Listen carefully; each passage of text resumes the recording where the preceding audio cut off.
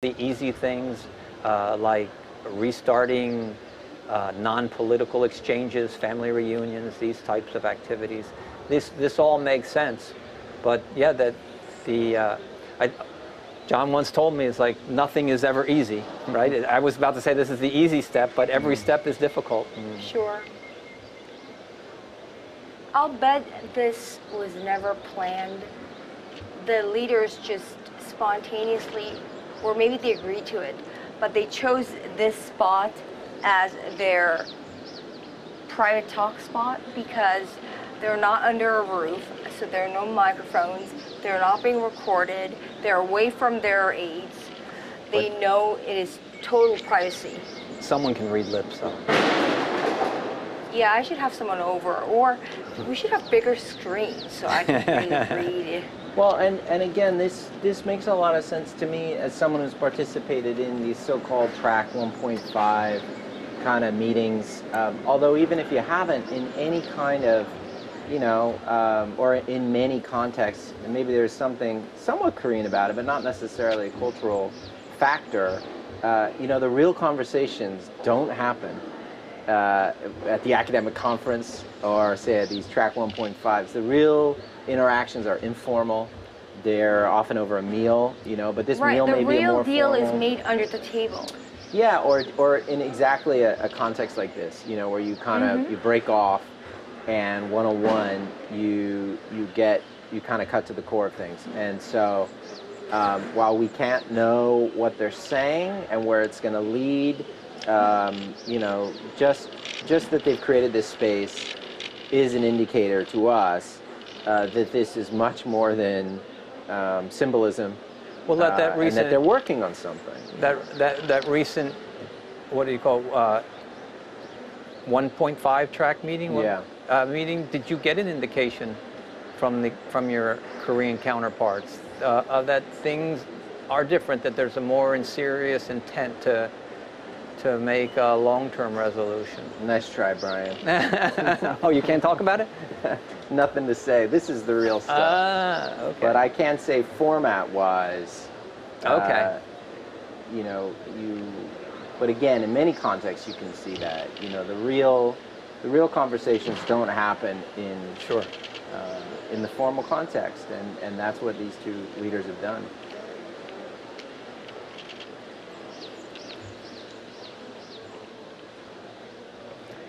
So they have been talking for now 20 minutes. We've just been watching them talk, and it is a rare sight, and it's actually really remarkable and amazing, right? And this is headline in and of itself. But it's just, it's not so great not being able to know what they're talking about. Just watching.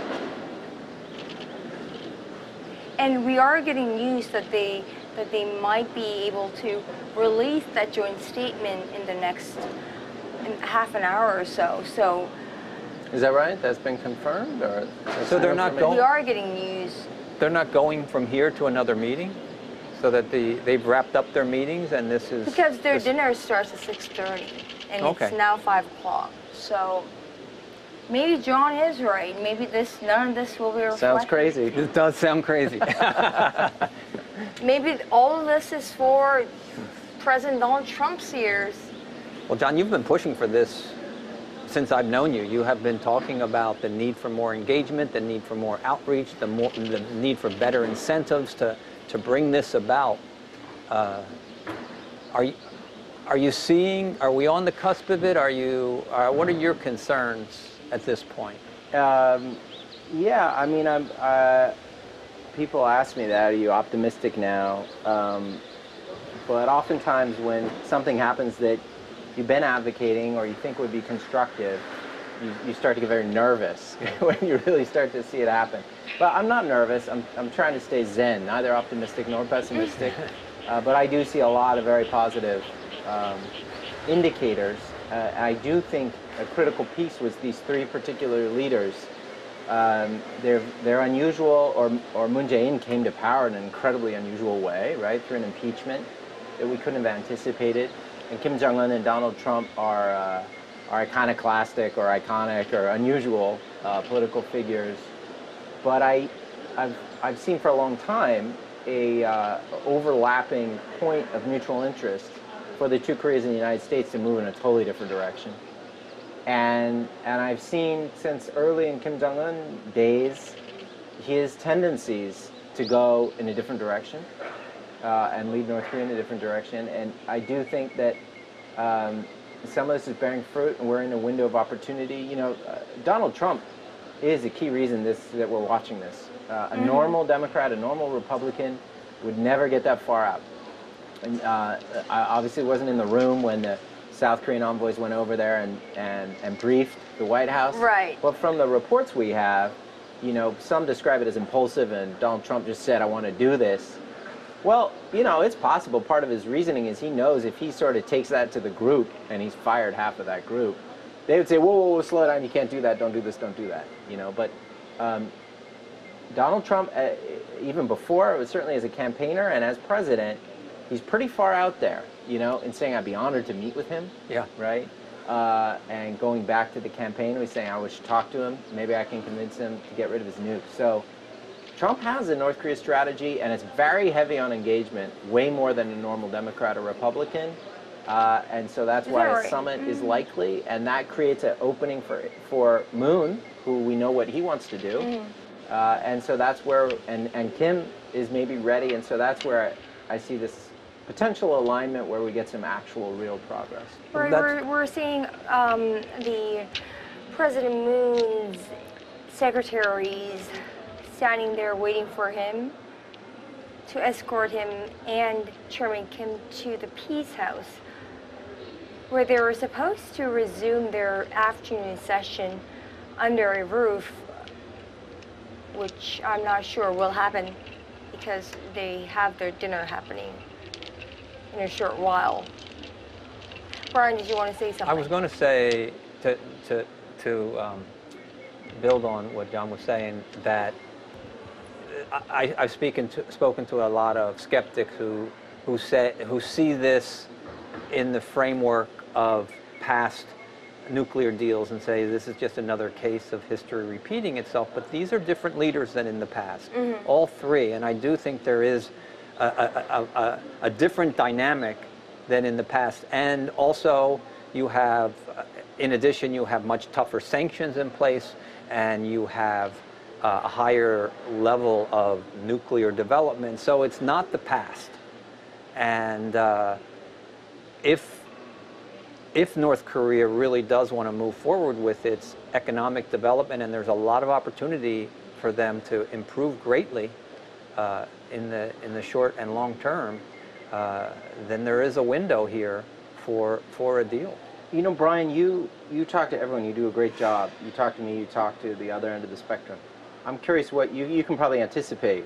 But what do you think? I mean, when you get on the phone, when they wake up in Washington, you know, some of the skeptics, both at the end, and then there are a lot of moderates, you know, what do you think they're going to make of this? I mean, do you think this is going to open some minds to the possibility something is really happening here? It may. I mean, you know, the U.S. and Washington people take an exaggerated view in many ways when there's, you know, when there's talk of, when there's military tests, missile tests happening here, and President Trump is talking about fire and fury. I mean, there was all this concern in the U.S., and I'm getting phone calls from loved ones asking me if I'm okay. And I said, yeah, I'm at the Cherry Blossom Festival right now. And while people here in South Korea have lived under this kind of dynamic for a long time and don't get too up or down about it. But I do think there is going to be some, I think on both sides of the aisle, in the U.S., from what I've been following, there is some cautious optimism about this, saying that this, you know, there are some who say, well, it's putting the cart before the horse by doing the summit before you have any sort of real conclusion, but there's others who say it is an unconventional approach, but maybe it's time for that, and maybe two leaders sitting together we're seeing that here now, and we may see that again with President Trump. They can jumpstart a process that if they waited for their staffs to process, they would hit so much resistance that nothing could actually get done. So and you know, there was, I think you'd probably agree, I certainly detected from afar kind of consensus at the end of the Obama era that the approach wasn't working.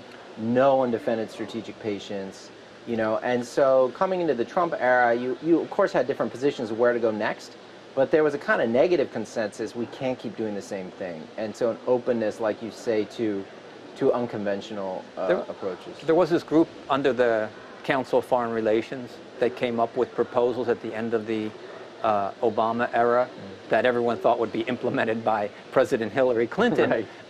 But it did call for much more engagement, right, and much more deterrence, and possibly even, you know, action against a possible intercontinental ballistic missile test. Right. And so there were the indications, I think, where President Trump has gone further, and I've heard Hillary Clinton criticize him for this.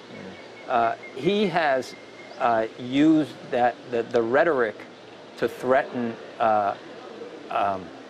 overwhelming military response if there was any sort of provocation that would lead to an actual attack against the U.S., where Hillary Clinton was saying that it should all be at an adjusted level, and and we should let North Korea know in advance what we're possibly going to do and what the response would be. And I think Trump and maybe working has taken the other approach. That's interesting. I mean, you can make a pretty good argument that this is the antithesis of strategic patience. Yes. Because if you look back from now, the last year or so, and Moon and Trump did this jointly, but from a U.S. perspective, they've ramped up sanctions, and probably everyone would agree they delivered on that. You know, the Chinese came along, more pressure on sanctions. They ramped up military threat, which was something that was not a lever that was ever used, and I deeply opposed that. I wrote against it, but I would have to accept, well, maybe it's part of a formula, because they also ramped up the willingness to talk. All right. Sorry to interrupt, but breaking news, they're walking. They have gotten up after roughly half an hour or so of private talks in the woods. And they've had very long talks, right?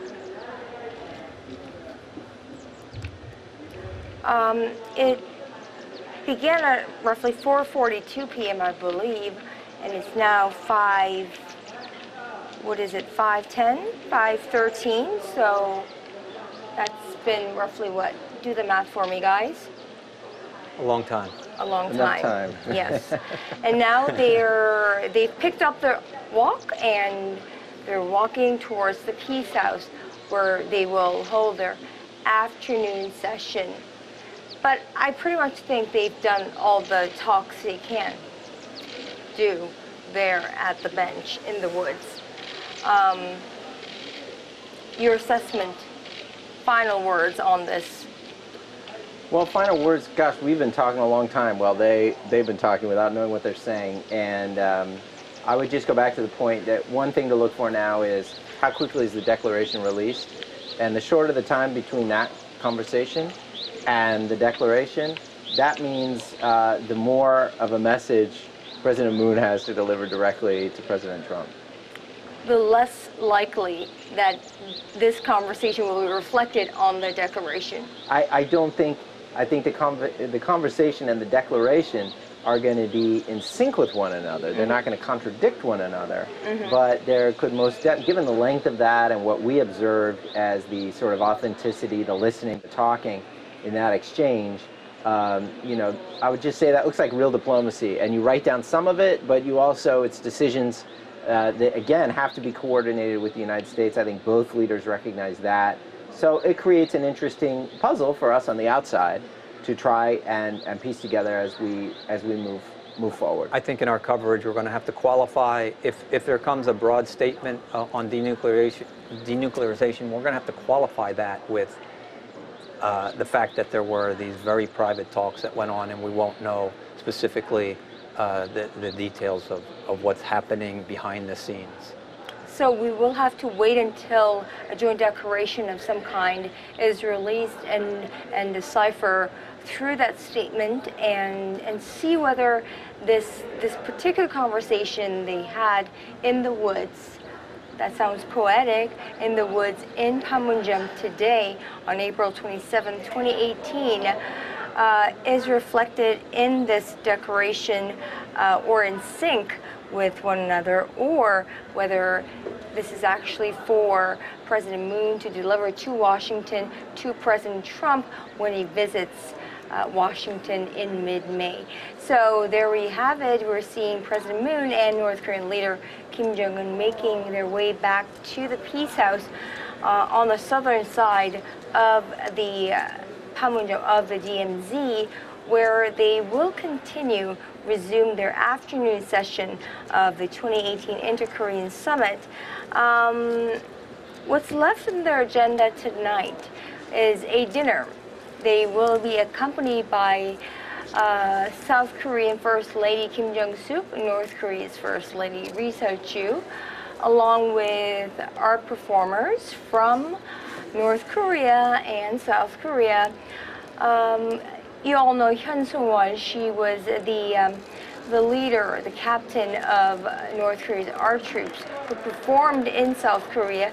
She'll be joining the dinner here in South Korea at the dinner, and as well as South Korea's advisory panel, which includes Professor Moon Jong-in, who is a special advisor to South Korean President Moon Jae-in, along with the former Unification Minister Chung Se-yeon, who was with us just hours ago. So they will have a dinner and a special performance later on, after which the North Korean leader with First Lady Ri Sol-ju and their troop or their entourage will return to the north.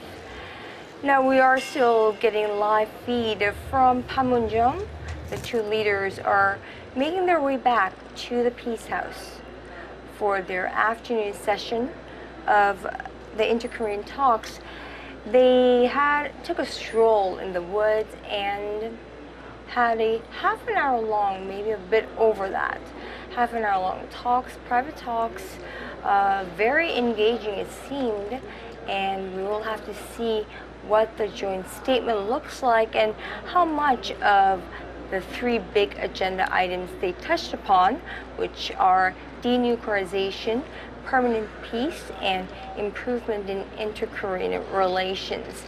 Now, and staying all throughout this very long session with me were, to my left, Brian Patton, Bureau Chief, Seoul Bureau Chief of VOA. Thank you so much for staying throughout this very long conversation that they had. And of course, one of my favorite panelists, John Delury, Professor of International Studies at Yonsei University. Thank you so much. It was a pleasure. And yes, for those of you just joining us as we conclude our coverage, you are seeing live feed coming in from Panmunjom, and that is a footage from Panmunjom, the Panmunjom Press Pool. Live feed of the leaders of North and South Korea walking back to the Peace House on the southern side of the DMZ, where the two leaders will resume their Inter-Korean Summit on April 27th, 2018.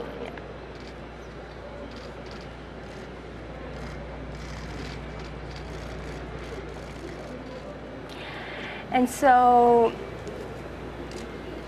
we will show you a couple more minutes of the live feed before I toss over to my colleagues at the Dorasan Checkpoint studio.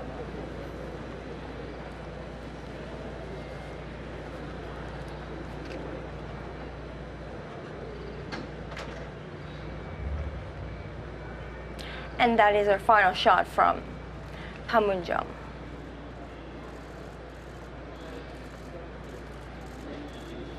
And the two leaders walking in for their final afternoon session of the summit.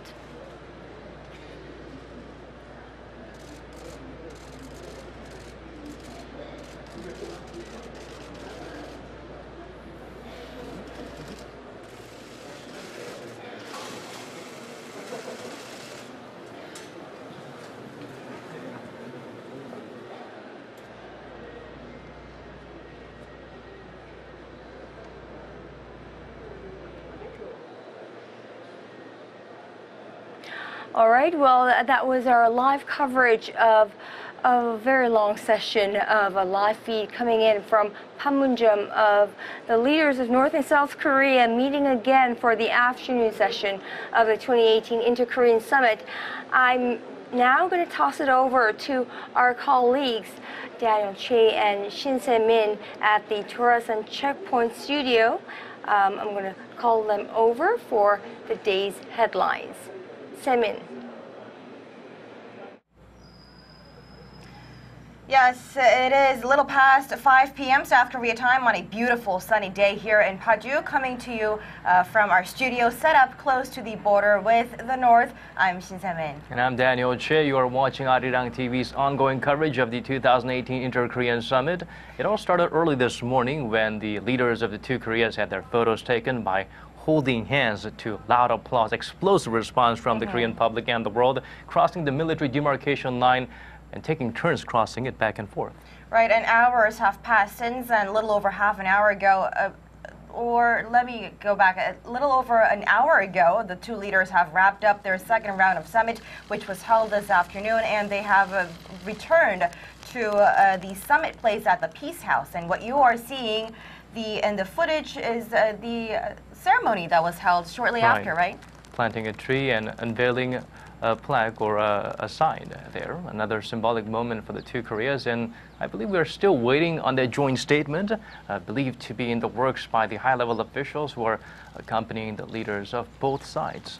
And of course, we are also watching on that and waiting on that highly anticipated dinner meeting of the two Korean leaders, as well as the first ladies of the Kim Jong-suk of the South and Lee Seol-ju of the North. And the footage that we are still having on the screen is the two leaders crossing, having dialogue on that footbridge chat a couple moments ago. Right, maintaining a very close proximity with each other, and they can't seem to be able to take their eyes off of each other for such a long period of time. And it's interesting that these one-on-one sessions were held out in the open, but within their privacy, because they were given a lot of distance where no one will be eavesdropping, but we could watch them interacting. Well, let's get things started with a playback of that historic first encounter by the leaders of the two Koreas earlier this morning. And both leaders took turns crossing the military demarcation line, something that many had not seen coming. Our Kim Ji-yeon has the story. South Korean President Moon Jae-in and North Korean leader Kim Jong-un headed toward the venue for their talks at the Peace House in Panmunjom after their historic moment at the demarcation line. Signing the guest book on the first floor, Kim called it a new chapter in history and the historic starting point of an era of peace. The two leaders walked towards the second floor for talks, which lasted for 1 hour and 40 minutes, from 10:15 to 11:55 a.m. At the start of the summit, Kim said he had been looking forward to the historic meeting. 앞으로 정말 마음가짐을 잘하고 정말 우리가 잃어버린 11년 세월이 아깝지 않을 정도로 아까 말씀드린 것처럼 정말 수시로 만나서 걸린 문제를 풀어나가고 마음을 합치고 의지를 모아서 그런 예지를 가지고 나가면 우리가 잃어버린 11년이 아깝지 않게 우리가 좋게 나가지 않겠나 이런 생각도 하면서 정말 만감이 교차하는 속에서 이제 한 200m를 걸어왔습니다. In response, President Moon said he looked forward to discussions which haven't been had for the past 10 years. 오늘 우리 대화도 그렇게 통 크게 대화를 나누고 또 합의에 이르러서 우리 온 민족과 또 평화를 바라는 이 세계 모든 사람들에게 큰 선물을 만들어 줬으면 좋겠습니다. 김지연, Arirang News. Watching closely the summit between the leaders of the two Koreas are some of the key regional players. Park Se-young shares with us the well wishes sent by the United States, China, Japan, and Russia, all in the hopes that the talks lead to resolutions of a range of issues. The White House has welcomed the talks, expressing hope that the, quote, historic meeting will lead to peace and prosperity on the Korean peninsula. The U.S. wished the Korean people well and said it appreciates the close coordination with Seoul. White House Press Secretary Sarah Huckabee Sanders also said the U.S. looks forward to continuing robust discussions with South Korea in preparation for the planned meeting between President Trump and Kim Jong-un. Japan praised Seoul's efforts to set up the summit and said it hopes the talks will include positive discussions to resolve the issues of abductions, nuclear weapons, and missiles. But it held back from speculating about any possible outcome amid the ongoing summit. We would like to praise the South Korean government for its efforts leading up to this meeting. China sent a positive message as well, expressing hope the talks will lead to good news and the resolution of issues on the Korean peninsula. Russia's foreign ministry sent its sincere wish for the success of the inter-Korean meeting, adding that it fully supports diplomatic efforts towards Korean reconciliation. And in the upper house of the Russian legislature, the Foreign Affairs Committee said the resumption of direct inter-Korean dialogue is encouraging since there's no alternative to it. But it said an assessment of the meeting's results will be possible only when it ends. Park Se-young, Arirang News.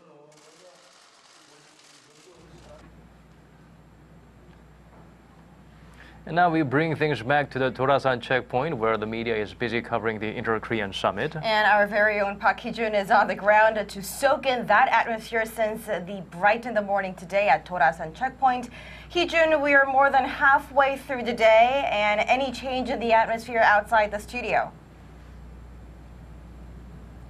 Taemin, Daniel, the reporters are still reporting live on air all day like they've been doing all morning. And actually, there hasn't been much change because the Inter-Korean Summit is still going on. But from the upcoming dinner banquet to the historic encounter between the two leaders that happened this morning, all eyes and ears from the checkpoint are focused on only one thing, the 2018 Inter-Korean Summit. It was apparent especially when Moon and Kim's encounter went on air this morning, and everyone here was tuned into the long-awaited moment. They couldn't take their eyes off of television screens, smartphones, just anything broadcasting the summit live. It was a kind of attention that only such a history-making summit could have excited.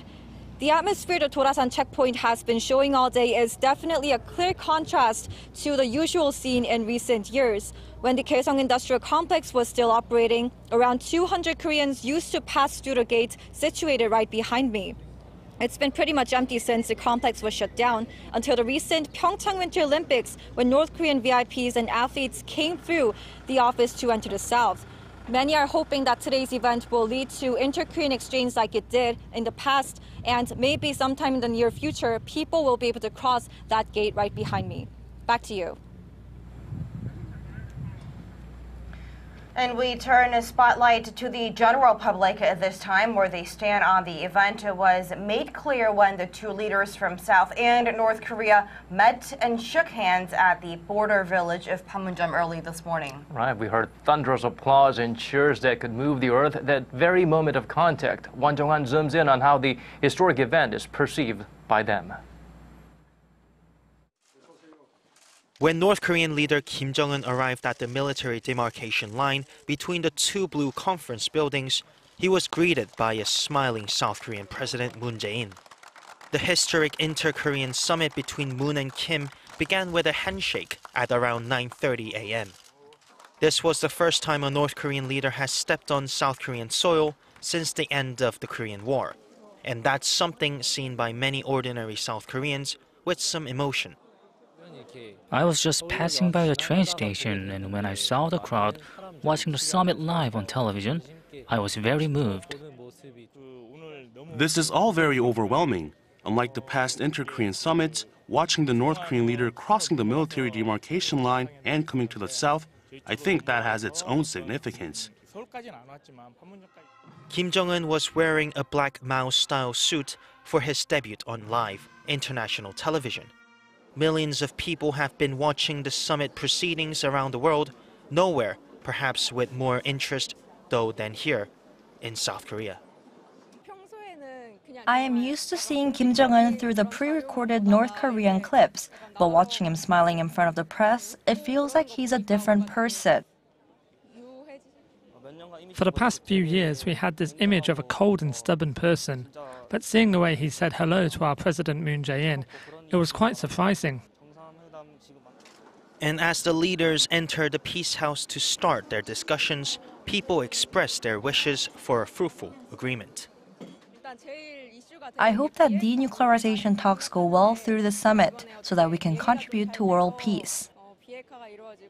As an outsider, I can't really say much about that, but I do feel that there are definitely strong emotions about two nations wanting to come together because the people of the two nations in the end are one. So I just hope for the best and that whatever resolution comes, it will be a result that everyone will be happy with. Under the slogan of peace, a new start, they will continue their talks until this evening when Kim Jong-un heads back north. It's still too early to guess exactly what kind of agreement will come out of the meeting, though of particular interest is to what extent it will differ from previous deals. For now, in South Korea, public are welcoming the historic summit. Jong-un, Arirang News. We've seen the leaders of both South and North Korea hold a numerous and long, lengthy talks, somewhat private, because they were separately at the footbridge, right. was it? And they've been exchanging dialogues together even after the summit and while during the officials were putting together the joint statement. And I think all these series of events that we've been seeing before and after the Inter-Korean Summit Round 2, we could use some experts' take on what it all means. Right, that's why we're going straight to Kintex, where the main press center is, for Kim Min-ju is standing by to give us some more in-depth analysis of the developments so far. Min-ji? Yes, guys, we're back here at the main press center in Kintex. So shortly from now, the two Koreas are expected to draw up an agreement before heading to their dinner banquet tonight. There's much anticipation about what kind of agreement can be reached. And for more on what to expect, we sit down with an expert. Joining me live in the studio is Manuel Pastrich, the director of the Asia Institute. Welcome to the program. It's a pleasure to be here. So first, it's been a very long day for the two leaders. That is true. They must be in the final stages now. Officials on both sides must be coordinating on what to put in that joint statement. What can we expect? Right.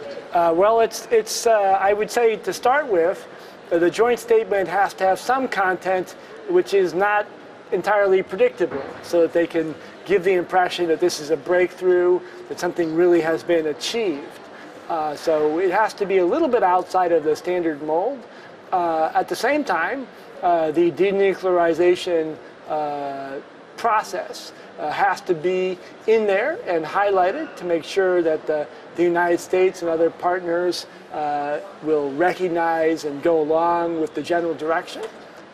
Locally, domestically, and of course, North Koreans are also very profoundly aware of this event. It has to expand the range of possible exchange going forward. So I think we might anticipate some discussion about cultural, educational, maybe economic exchange.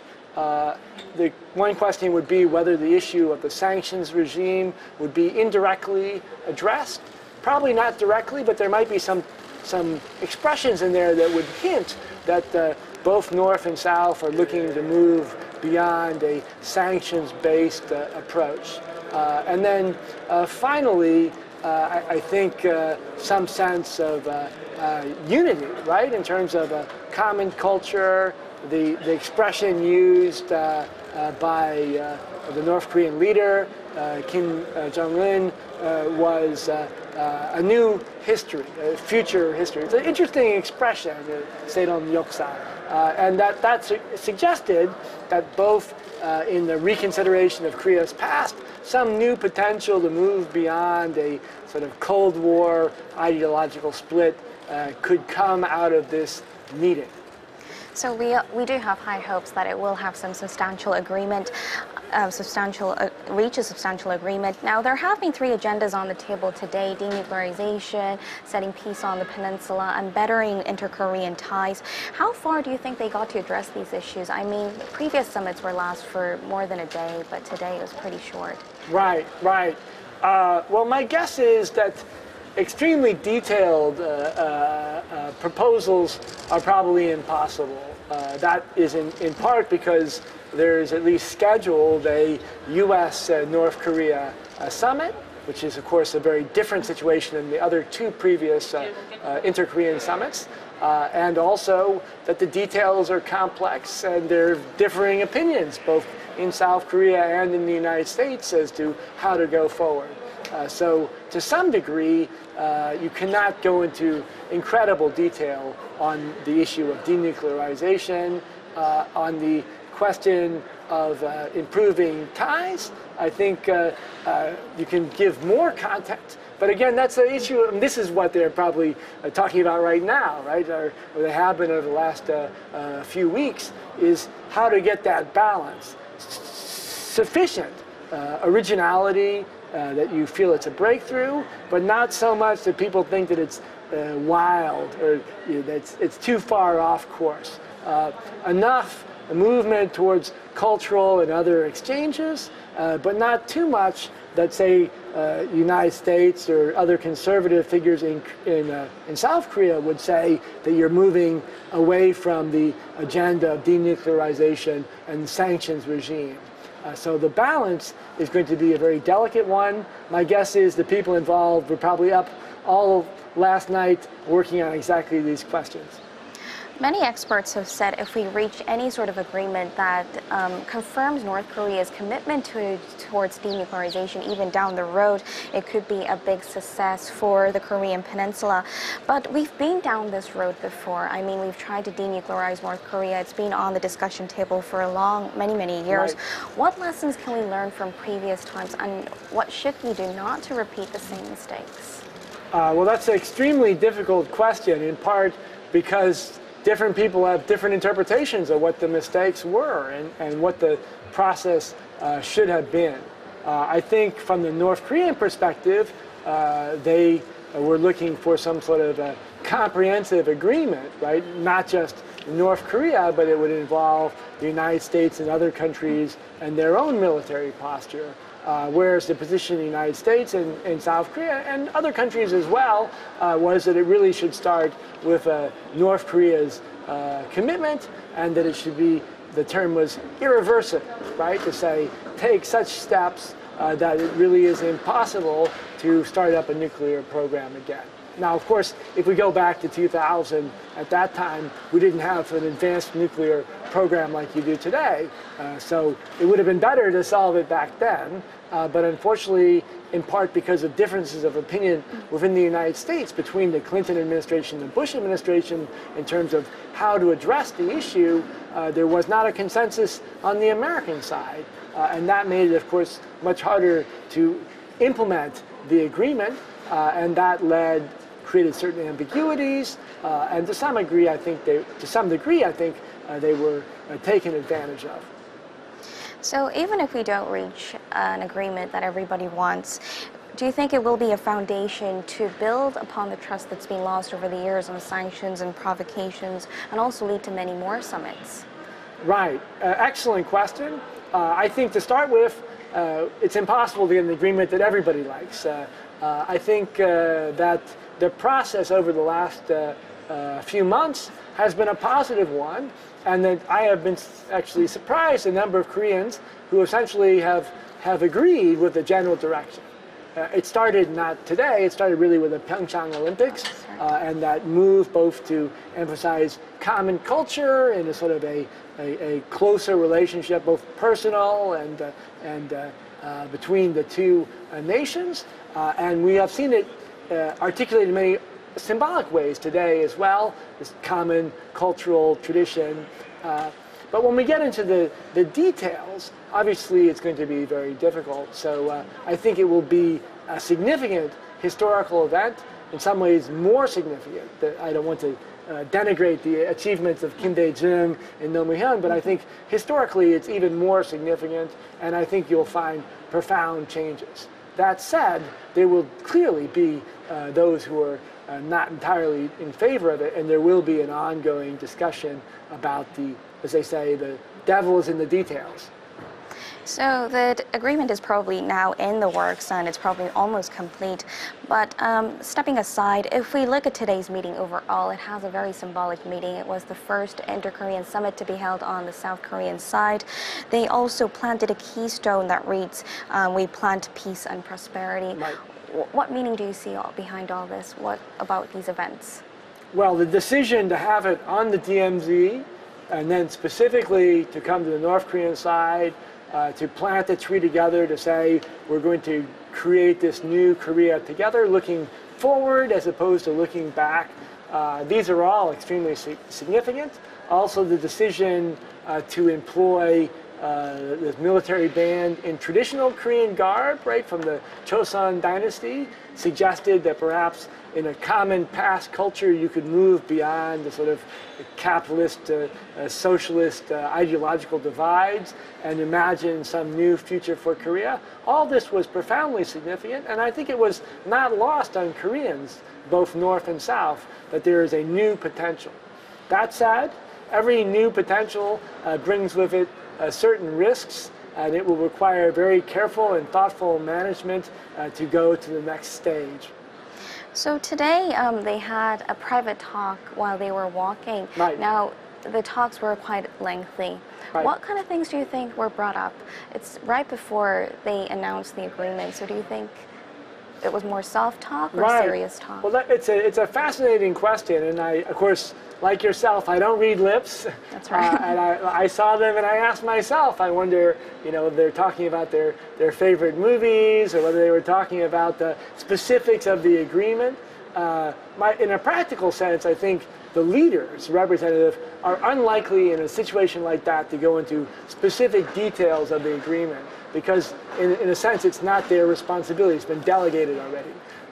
So my guess is it was probably maybe on a personal level and maybe a little bit of the visionary in it. But we may never know the answer to that particular question. I think it was extremely important in the sense that they had a relationship for people in Korea to see the two leaders traditionally who've been so opposed in terms of how they're presented in the media, presented in the mainstream media, from liberal to conservative in this manner.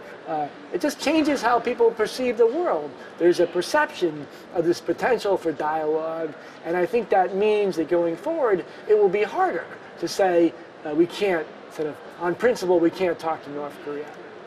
So we've seen the North Korean leader Kim Jong-un on television a lot lately, yes. in contrast to the past where they were pretty secretive. Right. How have you been assessing his behavior, body gesture?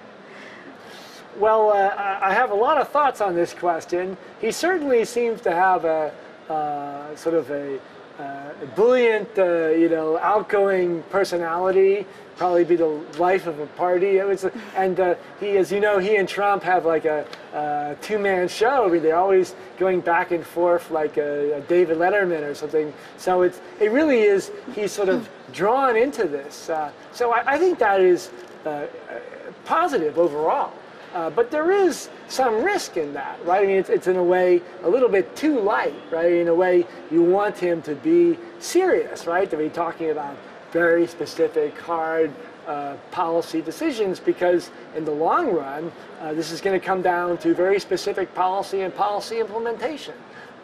So there is a little bit of concern that by making it too lively, too friendly, too sort of intimate, that you may get a little bit away from what the bottom line, which is sort of a timetable for an approach to denuclearization, certain concrete steps for inter-Korean relations, and then finally the third, which you mentioned, which would be expansion of exchanges. And that is not just fun, it's hard work. So for this inter-Korean summit to be considered a success, we've been saying that denuclearization has to be on paper. Right.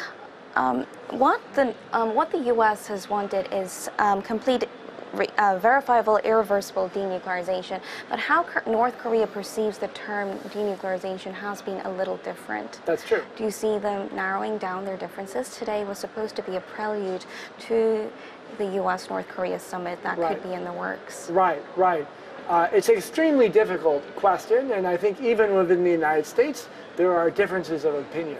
On the one hand, there are some experts who would say this irreversible denuclearization is the first step. It's absolutely required, and we can make no progress without taking that first step. But there are also people in the United States and elsewhere who say that the first step is to reduce tensions, right? And to start the exchange and dialogue, and that out of that we'll develop a roadmap towards denuclearization. So there's a slight differences of opinion even within the United States, but it has been the mainstream opinion to say denuclearization is the unconditional first step. In addition, what the issue for security will be in East Asia as a whole is also a critical part of this equation, right? Since North Korea is not the only country possessing nuclear weapons, and it's certainly not the only one with a military. And so to have a successful effort to promote peace and integration on the Korean Peninsula can't realistically be detached from the question of how you create a larger peace regime for Northeast Asia, something equivalent to what has taken place in Europe. That's a much more complex issue that can be handled in this one summit. But at the same time, I think many experts around the world looking at this event will also be looking at in the context of Northeast Asia, the rise of China, issues with Japan's role, and what the long-term U.S. role in East Asia will be. So with that in mind, and with the historic events taken into, or historic summits taken into account, what do you make of North Korea's recent announcement that it will halt its missile and nuclear test, as well as shut down one of its nuclear test sites? Well, obviously it's a positive step, but it certainly is not an irreversible step. So it's like a dance, right? It's the first step, and you're looking for the your partner to step with you, right, in the same direction. That's not guaranteed, right? It certainly is possible North Korea would make that first small step, and the United States, for example, or South Korea, more likely the United States, would step in a different direction, right? Saying verifiable, irreversible denuclearization is the unconditional first step, and that this doesn't count. Actually, I think we're guaranteed that there will be voices like that in the United States immediately. Whether they will be central in the discussion, I think, is maybe a critical question for us. So we all have doubts given their past behavior. Right. What's your take on the reason behind their sudden change in behavior last year? North Korea. We were on the verge of war. Right. The two leaders of North Korea and the U.S. were talking about their nuclear buttons. Right. Why the sudden change? Right. Well, this is the million-dollar question, and actually, I hope you'll forgive me, but I'm not going to pretend that I fully understand what the causes for that change. What we do know is there have been a series of conversations, informal and both tracked to and also not disclosed, between all the major powers in the region to discuss the specific North Korean crisis, but also the issue of the future of Northeast Asia. And it is my hope that those discussions have led to some larger vision for what the future of Asia can be. But I would say that we have to think of the Korean Peninsula as being at the center of Northeast Asia. And if we don't solve the larger question of a vision for Northeast Asia, it's going to be very hard to realize North Korean or the Korean Peninsula integration just on its own. how do you see things panning out from here on? Obviously, we can't predict the future, but in what way should the developments go? Obviously, after the agreement, it will be used as a basis for talks with Washington and Pyongyang. But where do you think, in which direction should we be going? When you say we, you're referring to you and me, or South Korea? The situation on the peninsula. Right, right. Well, so it's going to be multi-track effort.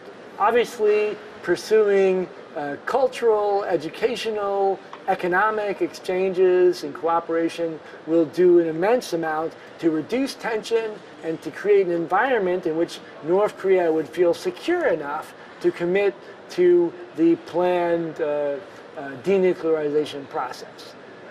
That denuclearization process at the beginning is easy, but when you get to the end, in which you say we'll have no nuclear weapons, not just that we'll reduce or stop testing them, then that gets much more tricky. And when we get to that point, I think there'll be a real need for some sort of security guarantee for North Korea in the perspective of a peace regime in Northeast Asia that will be much harder to negotiate. Whether that will be something that comes up at a future U.S.-North Korea summit, or maybe beyond that, I don't know. But I think it's going to be that's going to be the hardest part, is the final step to go from stopping tests, maybe closing down a site, maybe even closing down a reactor or a research center, maybe even reducing a few nuclear weapons. This is not so hard, but to go to the next step is much more challenging. We're going to cut away from the interview for a short while to go to the, so we're going to connect live. We're going to be broadcasting live when the two Koreas make their summit, the agreement from their summit. But before that, if we go back to the questions, we have a few more minutes before they make the announcement. So we were talking about all these denuclearization, whether it would be up in the air or whether we will put it down on cards.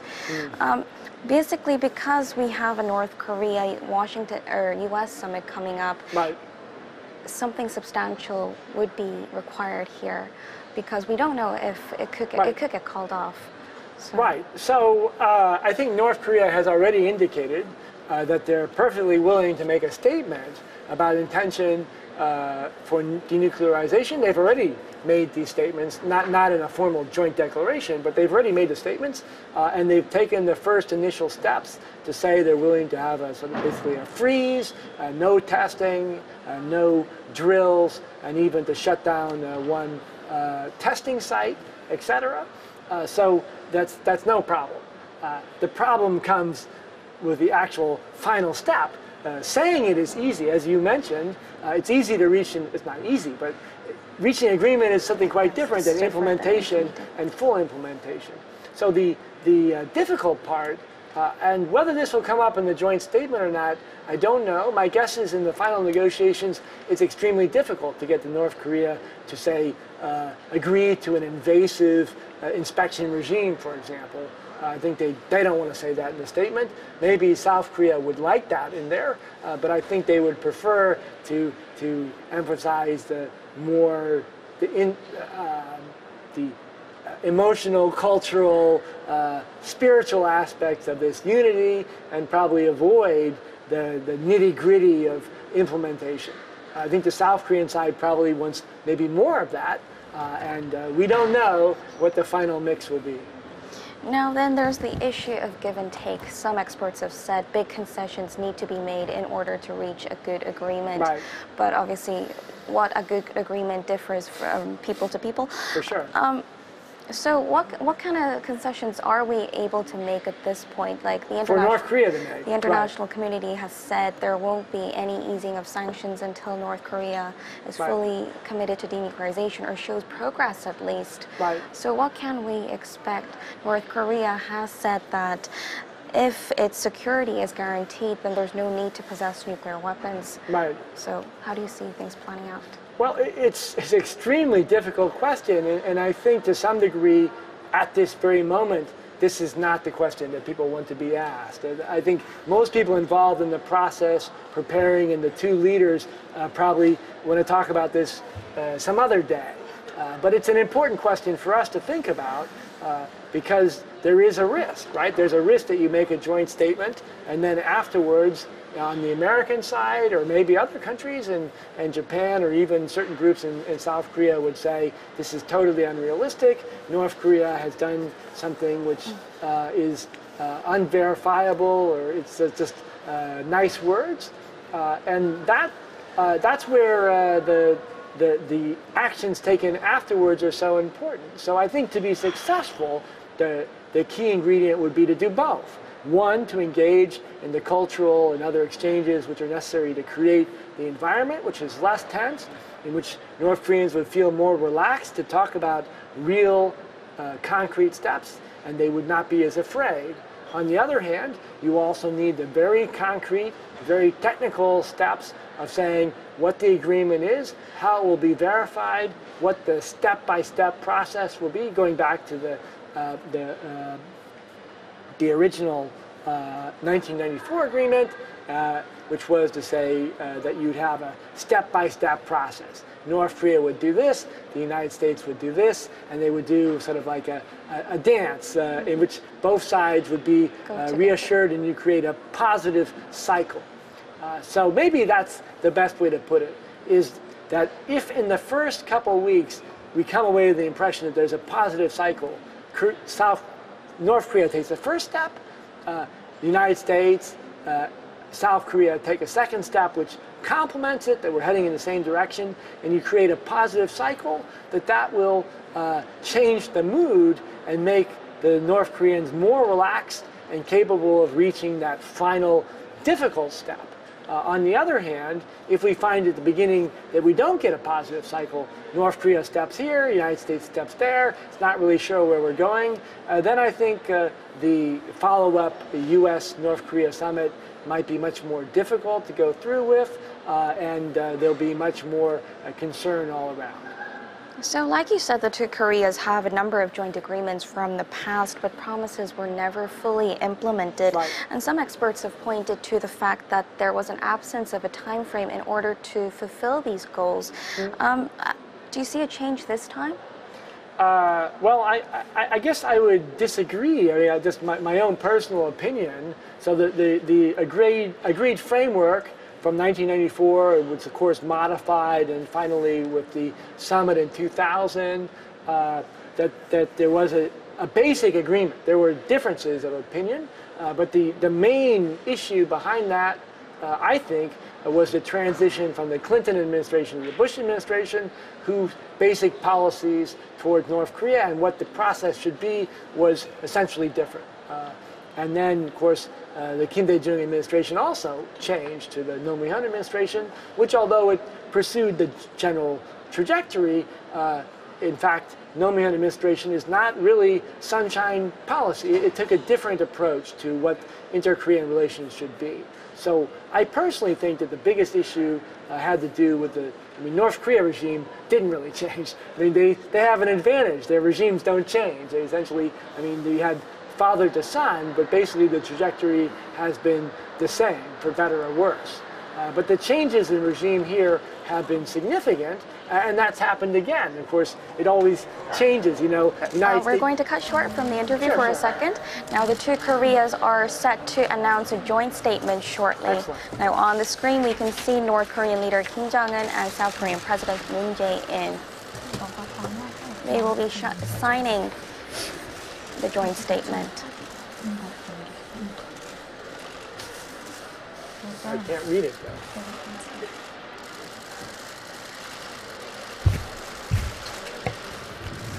Okay, we can also see his sister Kim Yo-jong by his side.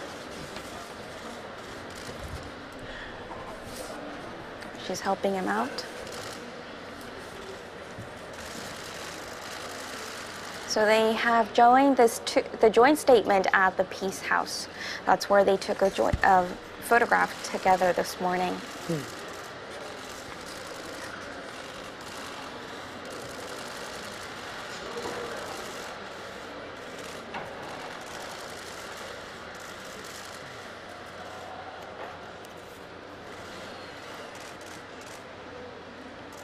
So it's been a long day for the leaders. The two had their first encounter at 9:30 a.m. this morning, and now it's 6 p.m.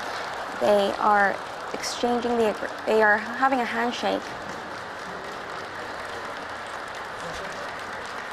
So the joint statement has been signed by the leaders of the two Koreas.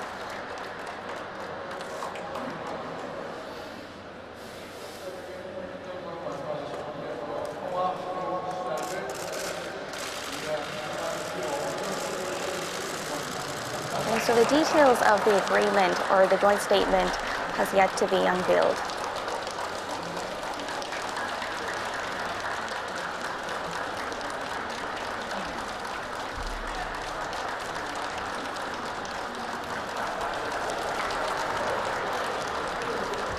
Okay, there is a big hug between the two leaders.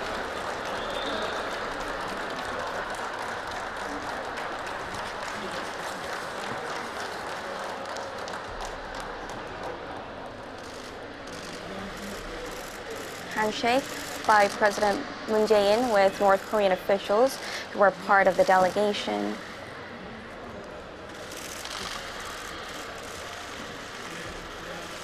And the same goes for North Korean leader Kim Jong-un shaking hands with the South Korean delegation.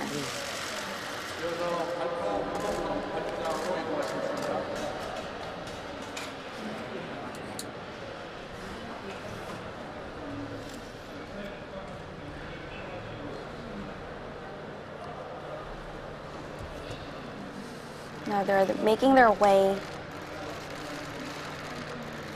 to the podium where it's expected that they will make an announcement.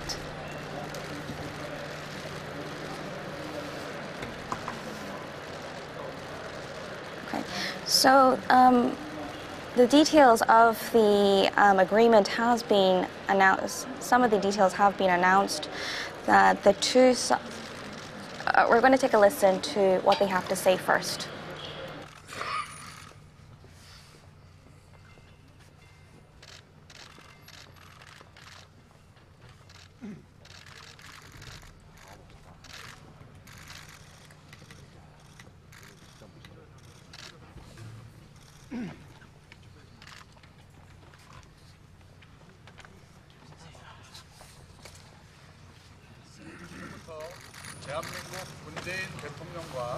Now, President Moon Jae-in of the Republic of Korea and Chairman Kim Jong-un of the Democratic People's Republic of Korea will announce the Panmunjom Declaration. First, President Moon Jae-in. Honorable citizens of the two Koreas, Chairman Kim Jong-un and I, holding the hopes of the 80 million people, we hold the inter-Korean talks. There will be no longer war, and we agreed together and declare that we are ushering in an era of peace. During the long past, we believed that we could overcome such long pain. We were able to stand together at this moment. Today, Chairman Kim and I agree that we should denuclearize the Korean Peninsula and make a Korean Peninsula free of nuclear. And we also agreed that the measures taken by the North are very meaningful and significant. To make a complete denuclearization of the Korean Peninsula, we firmly declare that we will carry out close cooperation. And also with the end of the Armistice Treaty and a peace treaty, we agree that we will make an everlasting peace on the Korean Peninsula. And we will transform the relations surrounding the Korean Peninsula. Now, on the ground, in the sea and the air, we will halt all forms of hostilities And we will also come up with measures to end military conflicts. And the DMZ will become a peace zone. And on the NLL of the West Sea, we will make it into a peace marine zone to prevent any hostilities and secure a peace and safe fishing activities. And I applaud Chairman Kim's courage and determination for making such determination. We need to decide our people's own future, yet cooperate together with the international society. Chairman Kim and I, with the trust of mutual trust, we will carry out summits, and we will have direct phone line to carry out dialogue. There will be no going back in time. Honorable citizens of the two Koreas and compatriots of Korea, together with Chairman Kim, we will make bold journey together to build a peace on the Korean Peninsula. The military officials of the two Koreas will carry out talks, and for the unity of the two Koreas, we will carry out cooperation in all levels and in all areas. Before it's too late, we will conduct the reunion of the separated families so that they can go back to their hometown and exchange letters. We will also build a joint inter-Korean liaison office at Kaesong, which will be presided by the officials from both Koreas. And we will conduct projects and negotiations for the inter-Korean Red Cross talk. And if conditions are made, we will build liaison offices in each of our Koreas. Today, Chairman Kim and I have discussed denuclearization of the Korean Peninsula, and we have built a great milestone for our future. With the strong determination of Chairman Kim, we are giving you a great present to the citizens of the two Koreas. We are having a special method in our presentation. Chairman Kim of North Korea is standing by me and is standing in front of the international world, which is unprecedented. I give him a big round of applause. Thank you very much.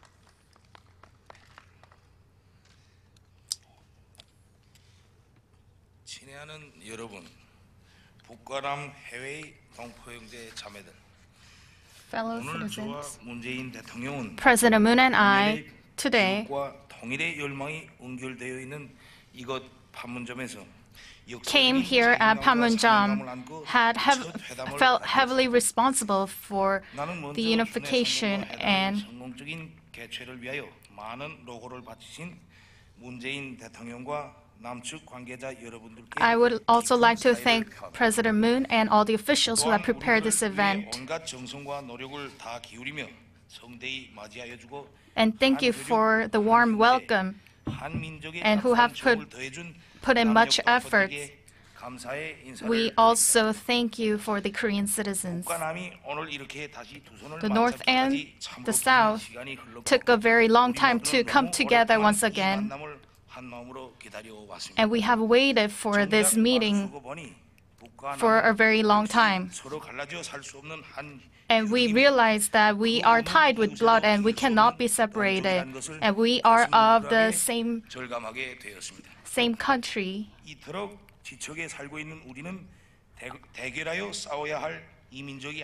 And we're not the people who should be separated and giving hostile remarks, but we are actually brothers with the same blood. We hope that we can open a new road to become together and open up a new future. And that is why I came to South Korea, crossing the military demarcation line. We thank all of you for yearning for the two Koreas to come together, and we also discuss many agendas that are pending for the two Koreas.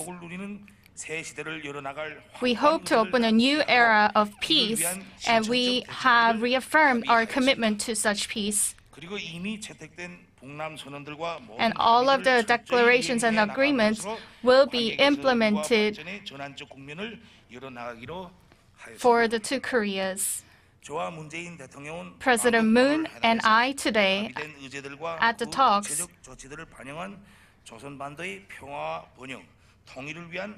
will make efforts to bring peace to the Korean Peninsula, and we also signed the joint declaration that carries all of the agreements that we've made today. And we hope that we will not repeat our mistakes in the past, and we will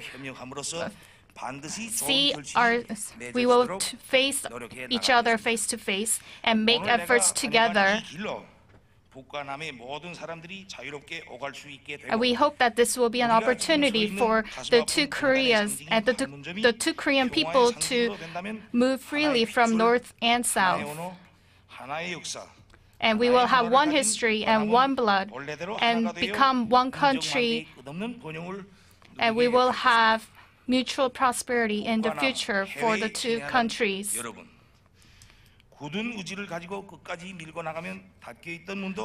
Once we have a firm commitment, we can always open a closed door. Based on mutual trust, if we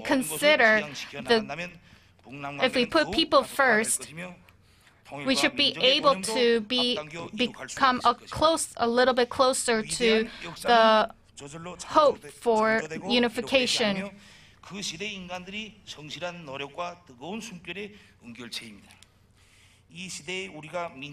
In this new era, this is something that we have to create for reconciliation between the two Koreas. We need to take responsibility for our own history. And in this line, there could be difficulties, because without pain, there are no success. The difficult times to make today's encounter possible, we shall remember this and remember it in our hearts. We should join our power and energy and wisdom to make a new future with a dream, and let's walk together. The Panmunjom Declaration agreed upon today, I hope can meet to your high expectations. Thank you for your great support and cooperation in order to make today's Inter-Korean Summit possible. I thank you once again.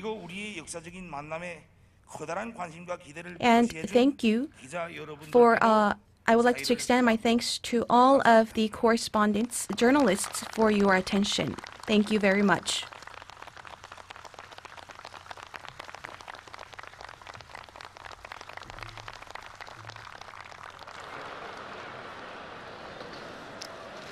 So there we have it. The two Koreas have just announced the Panmunjom Agreement.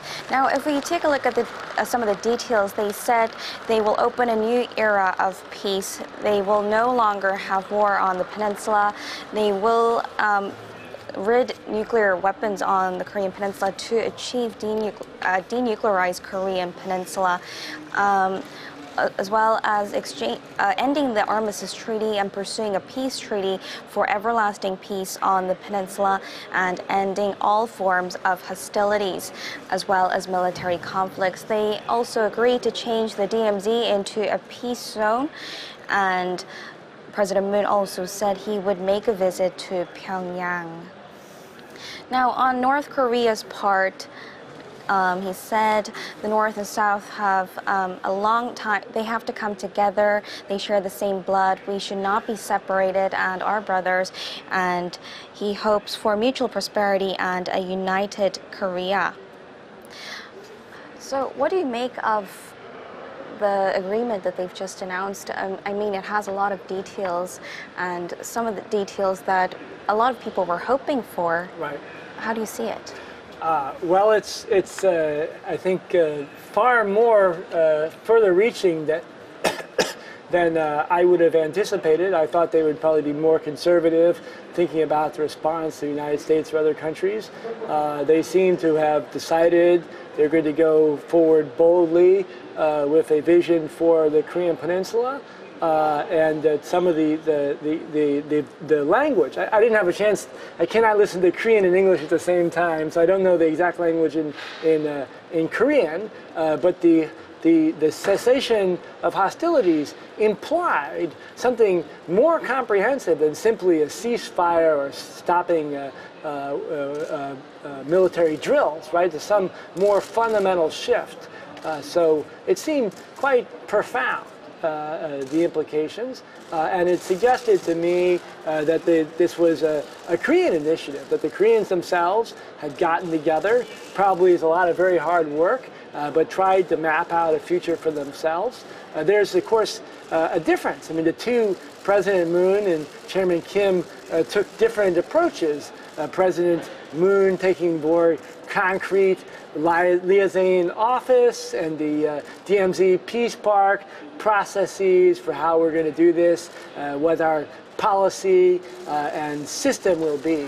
Whereas Chairman Kim was more one country, one blood, one culture, find in our past potential for the future, a slightly more emotional appeal, more broader, sort of sympathetic, empathetic strategy, if you'd say, in terms of rhetoric. So I wouldn't say that was necessarily something that President Moon didn't want, but it was definitely a different approach.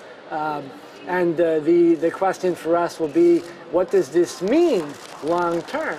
I think we can say at this moment that the Panmunjom Declaration is something you will read about in history books. It has that level of historical significance. I would not belittle it in its importance, and it's probably historically more significant, with all respect, to Kim Dae-jung and President Roh Moo-hyun, probably historically more significant as a turning point. But how it will unfold, of course, is to a large degree in the hands of the Koreans, right? The degree to which people are willing to buy into and support this vision and to fill it with, it's a bottle, right? I mean, it has to be filled with content, actual actions.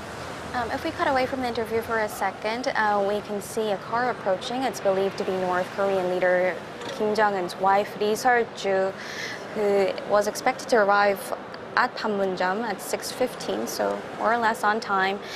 And she will be joining the two leaders and First Lady Kim Jong-suk at the banquet dinner. So she has arrived at the Peace House.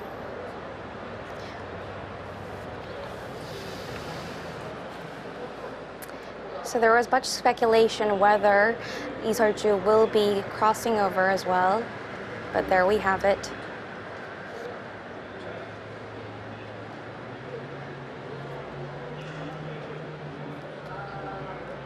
So she will likely be greeted by the leaders of the two countries, or the two Koreas. Right.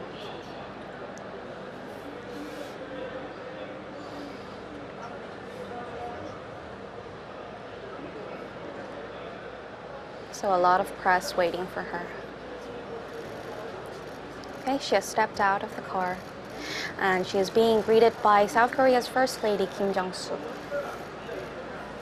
And the two are seen to exchange some words. Now we can see the leaders of the two Koreas also coming out. So another meet and greet between the First Ladies.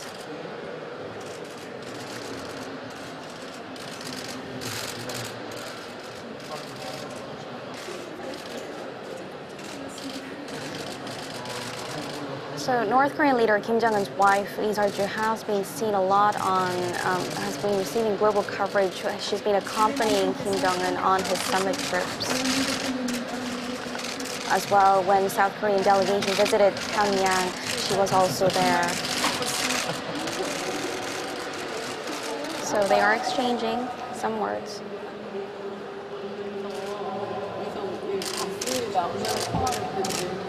And they will be holding the banquet shortly. Expected to start around 6:30.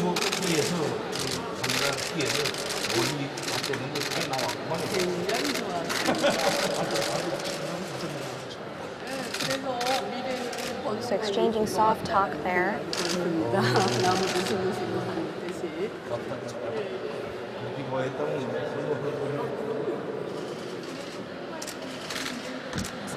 So they're having casual talks, and it's also the first time the first ladies of the two Koreas meet.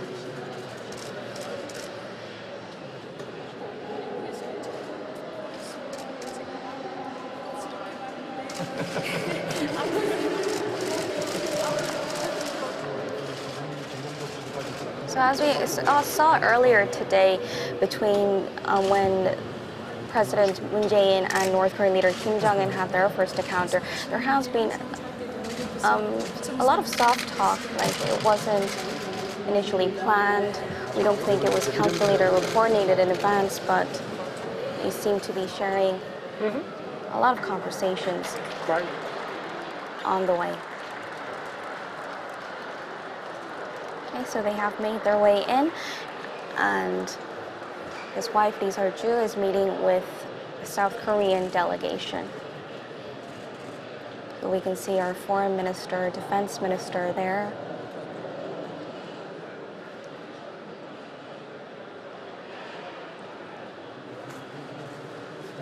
And South Korean First Lady also greets the North Korean delegation.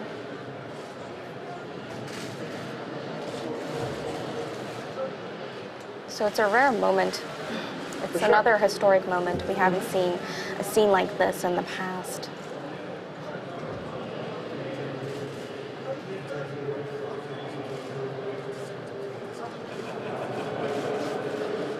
So in the two previous summits, there was not a moment like this where the wives... Yes, it's the first time. Yes, the first time for the wives.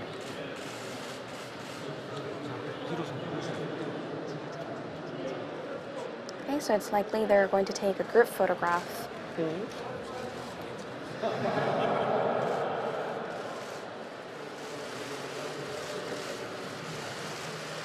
Okay, so there you have it. The first couples of the two Koreas take a photo together. Sort of like a family.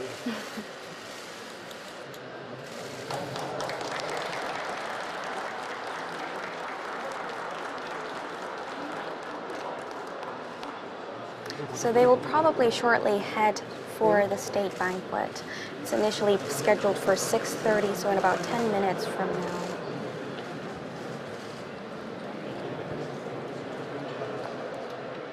Sure has been a full-packed day for the two leaders. Okay, so we can see the Peace House in Panmunjom on the South Korean side.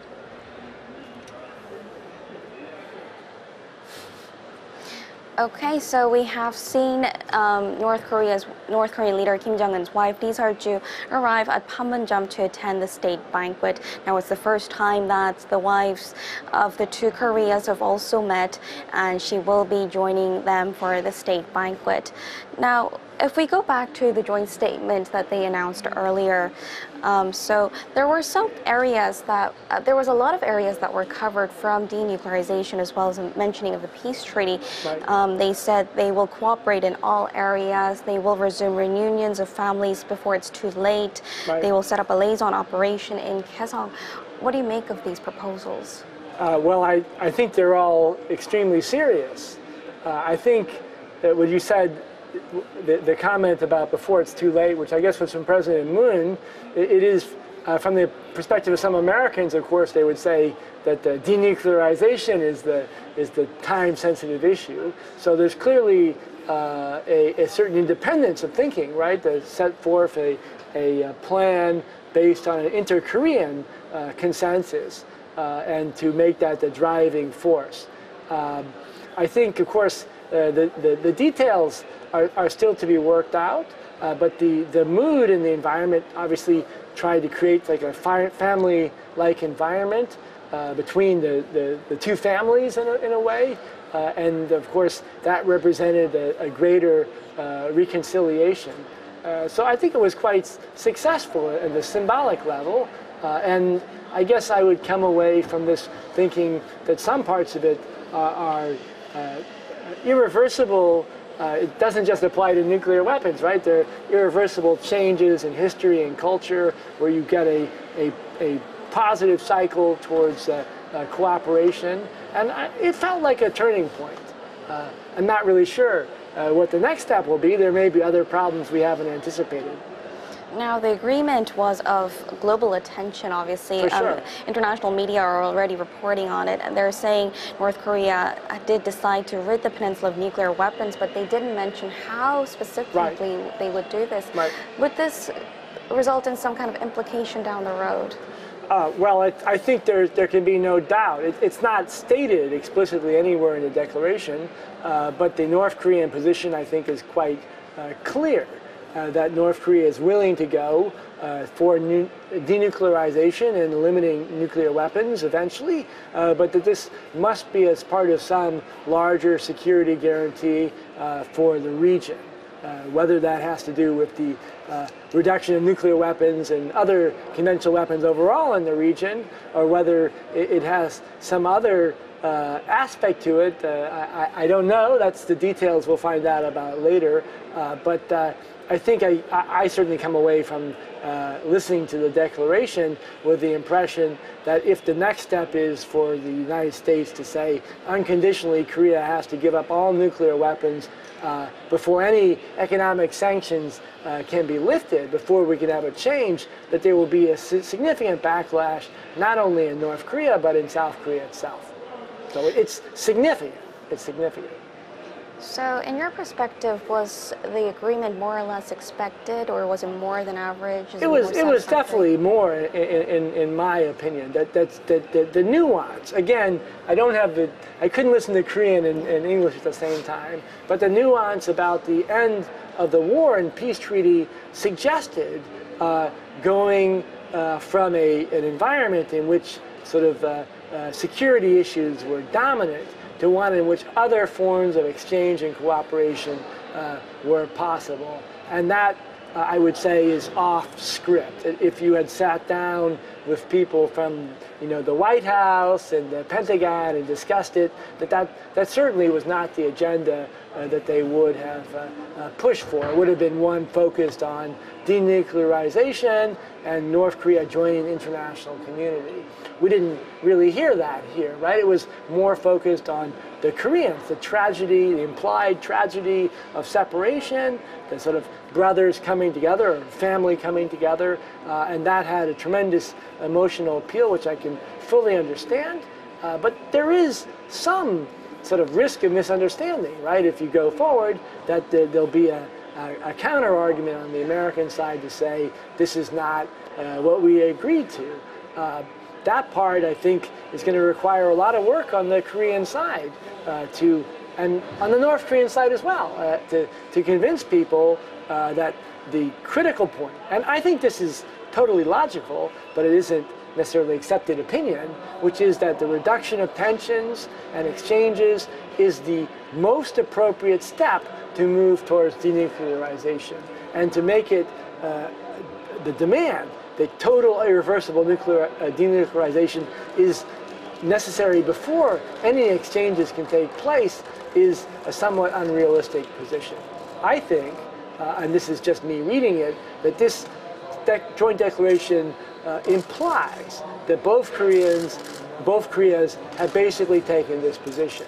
And the question will be whether the international community, and specifically the United States, will agree, at least with this direction, or at least agree that the Koreas should go forth together and work these problems out.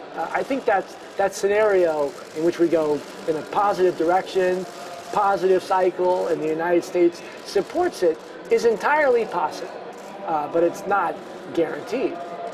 So there was a lot of firsts this year. Now it's also the first time that the two leaders gave a joint statement after it came to an end.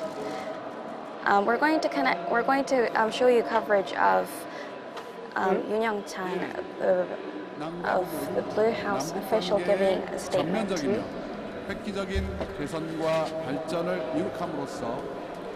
The South and the North Koreas have agreed to go forward to eternal peace on the Korean Peninsula, and developing the inter-Korean ties is the will of our people.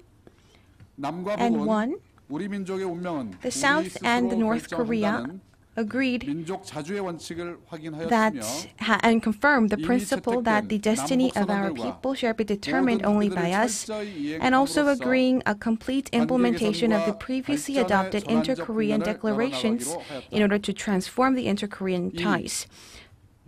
Second, the South and the North will come up with active measures to implement the issues that have been agreed upon during the summit, and to hold high-level talks and other dialogue in the short future.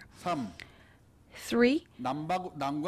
The South and the North will conduct close coordination, and in order to promote civil exchanges and cooperation, have agreed to set up an inter-Korean joint liaison office at the Kaesong area where officials from both parties will be present. 4. The South and the North will work to make the mood of reconciliation and unity, and will facilitate cooperation and exchanges in all areas and in all levels. Internally, taking the opportunity of the days that are meaningful for both Koreas, including June 15th, we will carry out joint ceremonies participated by the people of the government, National Assembly, political parties, local authorities, and civil organizations of the two Koreas.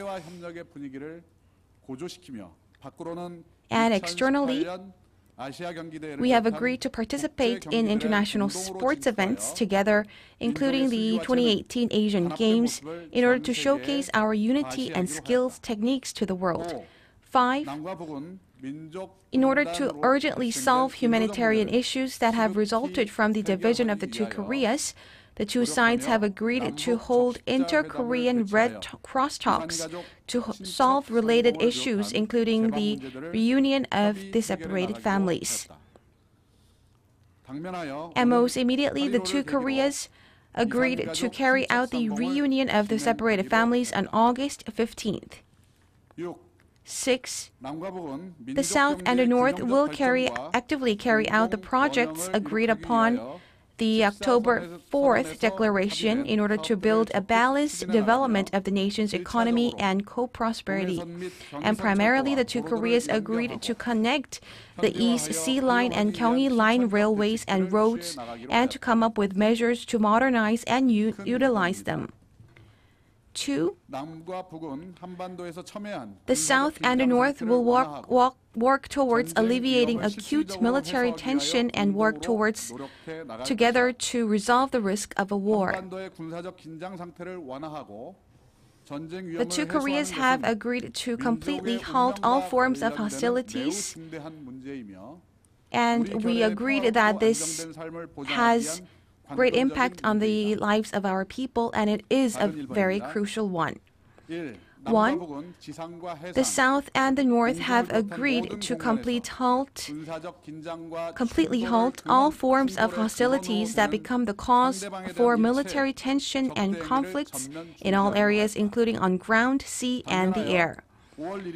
From May 1st, in the military demarcation line area, the propaganda broadcast and propaganda flyers and all forms of hostilities will be put to a halt to make DMZ into a peace zone.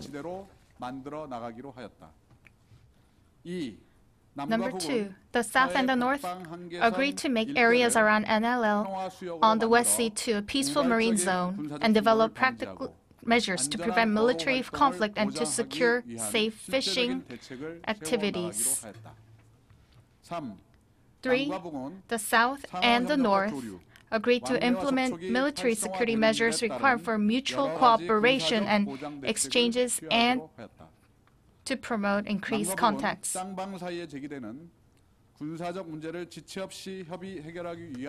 The South and the North agreed to hold defense ministerial talks and other military official talks to resolve any military issues arising between the two Koreas.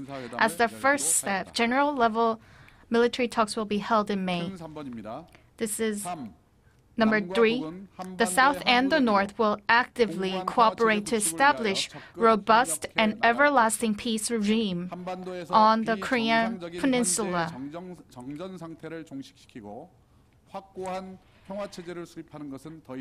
Ending the current irregular armistice status on the peninsula and establishing a firm peace regime is a historical task that no longer may be postponed. Sub number 1, the South and the North reaffirm the commitment to non-aggression agreement when no form of armed forces are being used and also agreed to strictly adhere to the agreement. Sub number 2, the South and the North agreed to implement arms reduction once military tensions are alleviated and mutual military trust is established. 3, the South and the North declare the end of war this year, which marks the 65th year since the armistice agreement, shifting from armistice treaty to peace treaty. Thereby will actively promote the South Korea, North Korea, the U.S. three-party talks or South Korea, North Korea, U.S., China four-party talks to establish a robust and everlasting peace regime. 4, the South and the North have confirmed the joint objective of realizing a nuclear-free Korean peninsula through a complete denuclearization.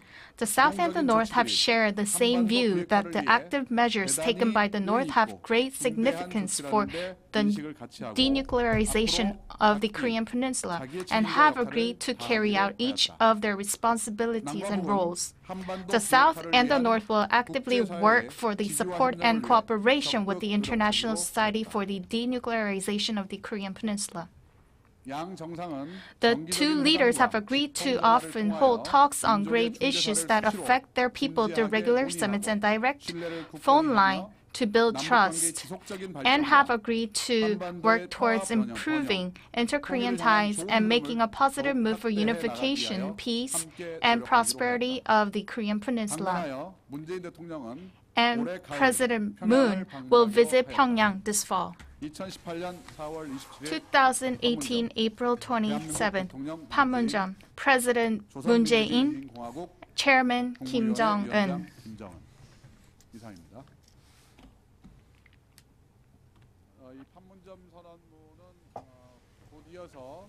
The Panmunjom Declaration will be signed, and there will be a joint presentation.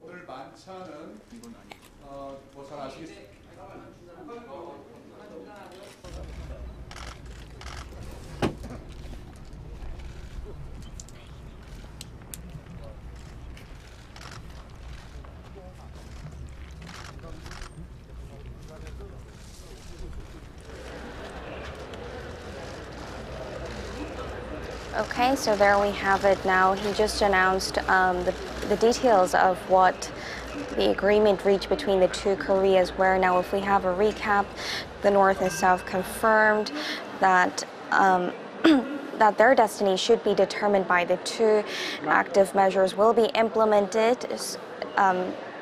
Measures will be actively implemented in order for the two Koreas to implement their agreement, and then there will be close cooperation and civil exchanges between the two as well.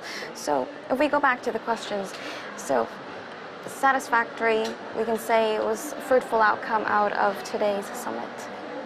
Well, I think it's such an enormous content, and it's so broad I almost feel like we're living in a different world now than we were a couple hours ago. Of course. So the full implications will take us a while to digest and fully understand.